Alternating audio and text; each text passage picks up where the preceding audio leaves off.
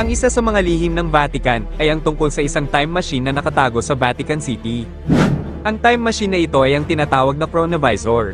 Isa itong device na kung saan pwede mong makita ang pangyayari sa kahit anumang oras at sa kahit anumang dako. Isang Benedictine monk na nagngangalang Pellegrino Ernetti ang nagsabi na siya ay tumulong sa paglikha ng isang time machine na ginagamit ng Vatican.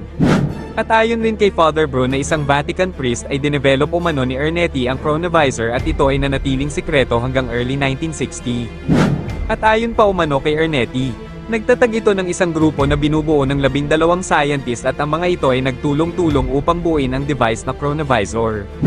At dahil sa taglay na kapangyarihan ng device na ito, ipinag-utos ni Pope Pius XII na kalasin ang device na ito at pinagbawalan ng sinuman na magsalita tungkol dito.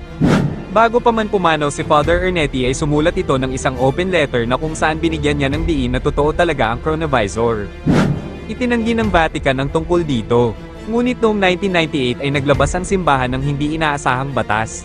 Sinasabi dito na kung sino mang mahuling gumagamit ng machine na kagaya ng chronovisor ay mabilis na patatalsikin sa pwesto.